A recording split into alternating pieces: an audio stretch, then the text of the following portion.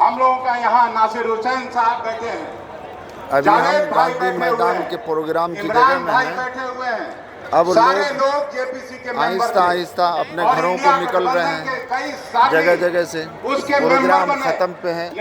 उम्मीद है कि 2 बजे तक पूरा प्रोग्राम खत्म हो जाएगा। तरफा निर्णय लेकर के और कानून पास कर दिया गया। रात को 2 बजे 3 बजे चाहे लोकसभा हो, हम लोगों ने भी रात भर बैठ के और इस काले कानून का विरोध करने का काम किया, लेकिन कोई बात नहीं।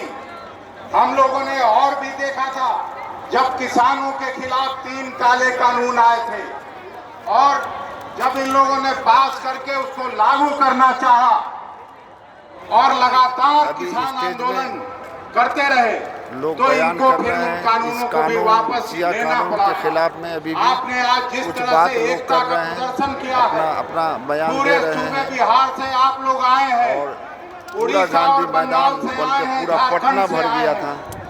एकता में शक्ति है और इतना मैं बखूबी जानता हूं कि 17-18%, 19% की आबादी को नजरअंदाज करके, आपको उपेक्षा और अपमान करके कोई सरकार बना नहीं सकता और कोई सरकार चला नहीं सकता। आपको एक सूत्र में रहने की जरूरत है। मैं केवल और केवल यही कहने के लिए आपके बीच आया कि संसद में भले कानून पास हो गया, लेकिन अभी बिहार में चुनाव होना बाकी है।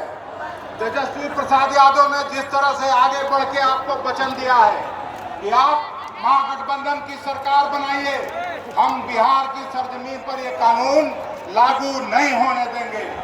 और उसी तरह से हमको याद है गुलबर्गा के इसी तरह की मीटिंग पूरे राष्ट्रीय पैमाने पर हुई।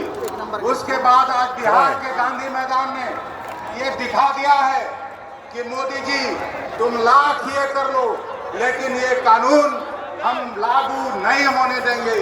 हम पुरखों की परिसंपत्ति को तुमको हड़पने नहीं देंगे। और ये सिया कानून के सिलसिले में आज इतनी बड़ी तादाद में लोग जमा हुए, ये एहतजाज दर्ज किया।